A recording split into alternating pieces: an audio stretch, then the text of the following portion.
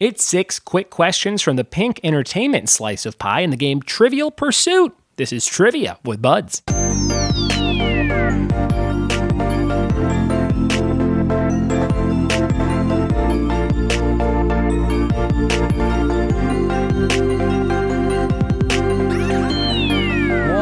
it be? Happy Sunday. Thanks for checking out the show. Hope you're having a great weekend, and hope you had some fun playing trivia wherever you play this week. Maybe you just play on this show, and that would be a great compliment. If you're like, I don't even need to go out to bars and spend money. I can just listen to Buds ramble on about the Flintstones and all these random topics. Today, we have some very random topics for you. It's one topic, but it's 6 random questions from the game Trivial Pursuit. This was from a book I was reading at Barnes & Noble the other day. Took a picture of the page, thought the questions were fun, and I'm going to read those to you now. And we're going to go over those 6, and then we'll go over the answers. So again, just 6 very short questions from Trivial Pursuit.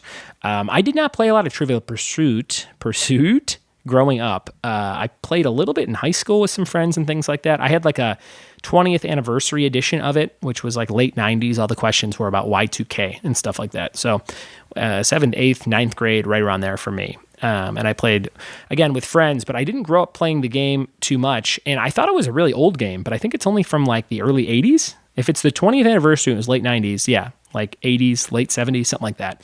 But I know some people really love this game. I always describe my live trivia nights and parties as the pink pie from Trivial Pursuit. So that's why I was looking at this book at the store and took the picture and said, I'm going to use this on the show and not buy the book at all. That's how I'm going to get around that. So we're going to jump into those questions in just a minute. If you have a party coming up, it is holiday party season. You can go on triviawithbuds.com. There's a sale going on. Save some money if you book by October 15th or November 15th for your holiday party in December or January. Save some bucks. And shoot me a message, ryanbuds@gmail.com, if you have any questions about where I'll travel to, or if you want me to not travel but supply everything you need to run your own trivia party, I can do that as well. And you can read all my Yelp reviews. Those are linked at the very top of triviawithbuds.com. Just click on 106 Yelp reviews, the little button, and it'll take you over to Yelp. And I think we're actually up to 111 right now. And everybody I do a party for has been super kind to leave me a review, and that helps get more eyes on the services I offer. So thank you if you listen and have left a Yelp review. You can also hit me up on the contact form. Just click on contact, and there's a nice little form on the website. It'll go right to my email. Without any further ado, we're going to jump into these 6 quick questions from the pink pie and Trivial Pursuit. Here we go. All right, here we go. 6 quick questions from the pink pie and Trivial Pursuit. This is from the entertainment section of the game. Question number 1, what comedy character drives the golden limo in Madonna's music video? Number 1, what comedy character drives the golden limo in Madonna's music video? Question number 2, what does Elwood only remove 3 times in the Blues Brothers? Number 2, what does Elwood only remove 3 times in the Blues Brothers? Question number 3, what movie was hyped as 5 criminals, 1 lineup, no coincidence?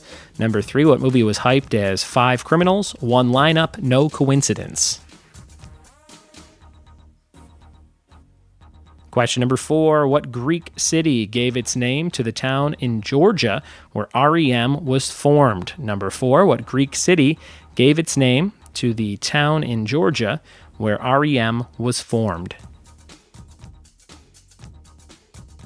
Question number 5, what is Beyonce's surname? Number 5, what is Beyonce's surname? Question number 6, who is the subject of Sting's An Englishman in New York? Question number 6, who is the subject of Sting's An Englishman in New York? All right, those are your quick questions on the entertainment world from Trivial Pursuit. We'll be right back after this sound effect with the answers. All right, here are your 6 answers to the 6 questions on the pink pie from Trivial Pursuit. This is from a book you can get at Barnes & Noble. It's just like a big collection of Trivial Pursuit questions by different categories from the game. Here's number 1. What comedy character drives the golden limo in Madonna's music video? The answer is Ali G, played by Sacha Baron Cohen. Ali G is the driver of that limo in the song Music, which I think was early 2000s, mid 2000s, I forget.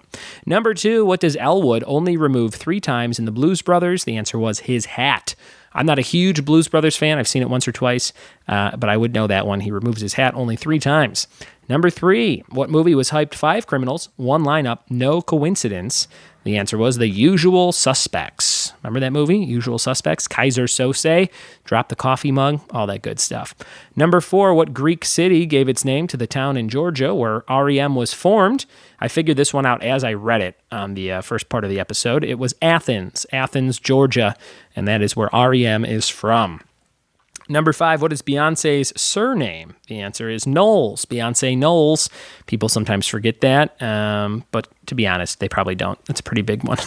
And number 6, who is the subject of Sting's An Englishman in New York? The answer is gay icon Quentin Crisp. Quentin Crisp. According to Wikipedia, it says the Englishman in question is the famous eccentric and gay icon Quentin Crisp, who I've never heard of. Sting wrote the song not long after Crisp moved to London to an apartment in the Bowery in Manhattan.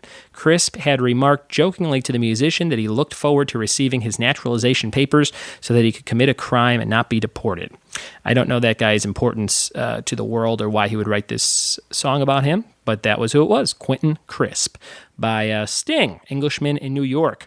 Hopefully you learned something like I just did by reading that out loud and had some fun with today's episode. It was a short one. If you want some longer ones, you can always look at the runtime for the episodes in the description, and some have many, many questions on them, especially earlier in the series. If you listen to this show since the beginning, we've been doing it for about 2.5 years, and the first 2 years, we had a lot of weekly episodes that were closer to an hour. So if you want to take up more time in your life, start this whole thing over and check out some of those battles between some great comedian and actor and movie-making friends of mine in the first 100 episodes or so. If you want to support this show, go to patreon.com/triviawithbuds, throw a few bucks, and I still have 2 Kevin from The Office enamel pins left. If you want one of those, all you have to do is sign up to be a $5 donator this month, and I will send you the pin, and you get to pick a topic that we'll do in October. Some great ones a brewing, including Luke McKay's Treehouse of Horror Simpsons related topic, and Brenda Martinez wants to do young adult novels, which I am all about. We talked about The Giver a few episodes back with Andy Peters on sci-fi novels, and ever since then I'm like, I should read some YA novels since I don't have a big attention span as I get older.